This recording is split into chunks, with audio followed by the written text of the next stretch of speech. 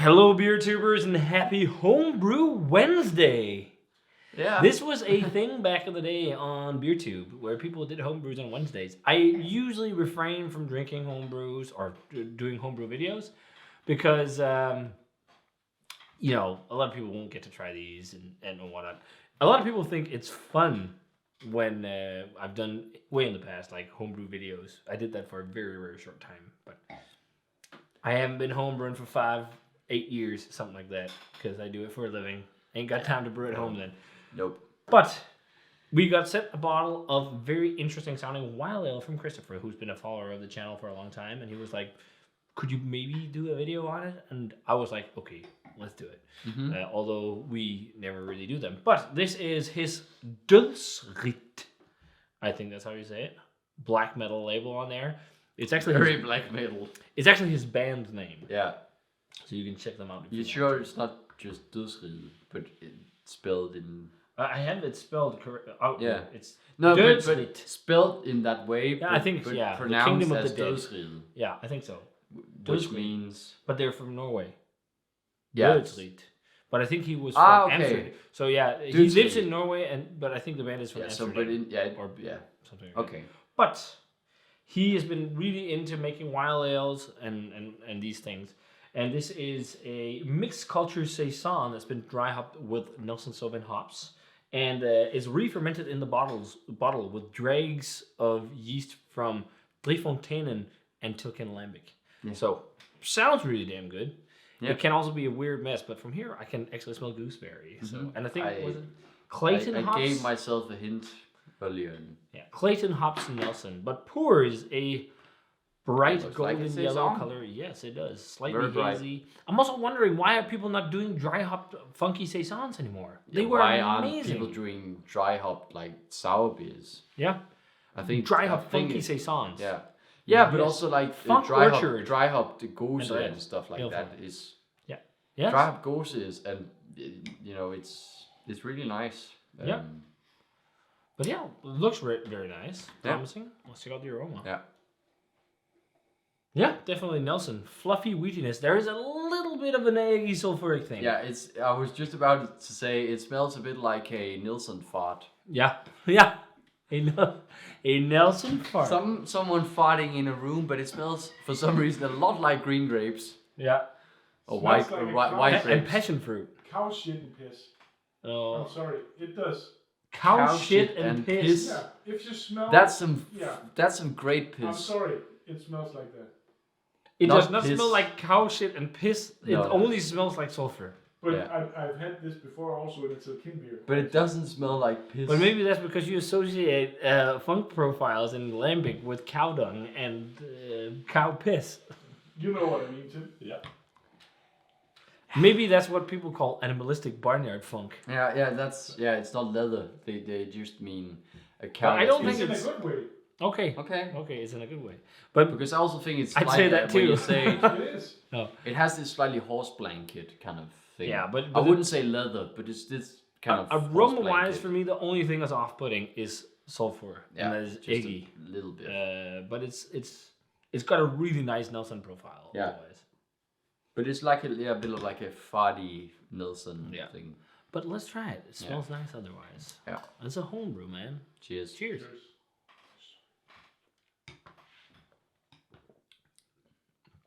Very Nelson heavy. More sour than I expected. But I really enjoy that it's bright and vibrant. It's like really sour gooseberries. It's less It's definitely less less sulfuric. full sulfur on the Yeah. flavor and less funky. Yeah, and more hop. Really like, I hoppy. feel like the hop character is more in focus. I think the hop flavor-wise. character works brilliantly with the wild yeast fruit flavors. Mhm. Like the stone fruity, funky, citric, lemony flavors Yeah. paired with like, I think it's like so abundantly gooseberry heavy. Yeah. Steak and span Yeah. for Yes. the Danes. Yes. Yeah, I agree. Almost like a bit of Thai basil too. Like I'm getting a bit of like a basil vibe. Like it's like I think it has Thai just like basil a, is a bit more minty.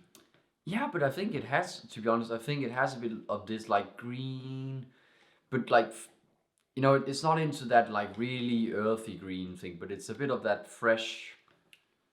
Yeah, I'm just getting a bit of like I'm getting a touch of like this Thai basil, Thai fresh, vibrant thing to it. And you know, Yeah. quite hop forward. I'm also getting the passion fruit. I mean, it almost drinks a bit like a work in process Funk Orchard from Ale Farm, because Funk Orchard was also quite hoppy. Yeah. Was it dry hopped? Yeah. Or was it? Yeah, I think so. Yeah, I think it was. Yeah, it was. Because it was like hoppy mixed fermentation Saison. I want to see more of these beers though. Like remember Mikkeler's also Sauvignon Blanc, the Nelson. That was also. I have a bottle of that actually. Oh, nice. But I mean, like it would be fun to see beers like this make a comeback. Like modern hops and funky mixed culture Saisons really works. Yeah. Or old school hops, just hops for that, like with loads of dry hopping, or just a good kick.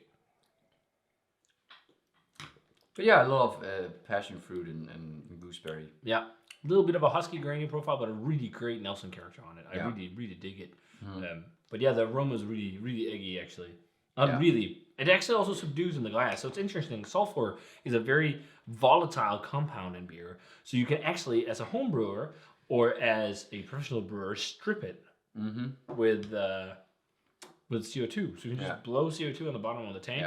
And then you can push it out. But it's so naturally when it sits in the glass, the CO2 will lift it out. It's pretty common that, especially very natural products like this, will have a bit of it when you just open it and pour it, and then it will dissipate slowly. Yeah. So I was told by a natural wine producer when they smell that now it says they call it volatile. Yeah, volatile. That's a volatile wine. And what they do is they take off the cork or the bung of the barrel and just leave it for a week, and then it's evaporated as well because it's volatile. It's been breathed out. Yeah. Not to be confused with reductive. Yeah, reductive is in lack of air, which gives like this. Or was it reductive? Maybe they said reductive. Yeah, but it is volatile. It's not reductive because reductive means in lack of air. It means like it's like the completely opposite of oxidation. So, and I think so you get if your barrel is something that's reductive, you get a lot of like very intense barrel, like toasty barrel character. Almost you don't even get the liquid because you don't. Yeah, it's lack of. But in terms of a chemical process, I also believe that yeast usually produce more sulfur if there is not enough oxygen available for the fermentation. Because it's struggling. But it evaporates the glass, and I think the old school way of doing it was actually adding copper to the tank. But so this is a homebrew video. Yeah, we rarely do these. But don't expect them too often. It's become nicer, like the aroma. Yeah, I think this is a really good homebrew. I don't really feel like I want to rate this because it's a homebrew. Although, unless Christopher makes a comment, so please give it a rating in the comments. But I feel like doing this is not a homebrew competition. It's someone who's trying it home, who's sending a sample, who's been working with things. So I don't know. Should we grade it? I can say I enjoy it. I think it's nice. I think it's very nice. If the sulfur was completely gone, once I bought a bottle, I would be stoked on buying a bottle of this. Yeah. I think it's more important to use words when it's homebrew than grades. Yeah. Also because this is not a homebrew competition type thing, it's just us trying it, and it's different from when we rate beers. So, but if Christopher, if you want, I'll probably message him after the video, and then you can see our thoughts on screen as a number if he wants it. Otherwise, we're not going to rate it, just not to be dickheads. But trust me, it's not going to be shit. But yeah, if you guys, I was about to do the regular spiel because you're not going to have tried this. But thanks a ton for the sample, Christopher. If you guys are experimenting with homebrewing and whatnot, please keep on doing it. It's something that really drives forward creativity and brings forward new brewers. It also has a bit of spearmint from the Saison yeast. I can see that. It's building in your or own like a very sharp pepperiness too. It's nice. It's quite nice. Yeah. yeah, thanks a ton for watching this Throwback Thursday video, guys. And as always, remember to comment, subscribe, check out the Facebook fan page and Twitter and Instagram. Give this video a thumbs up if you enjoyed it. Ring the bell for future notifications about videos. And we're going to say cheers. Cheers. And one of the best homebrews I've had in a very long time. Yep. And see you guys in another period. Cheers.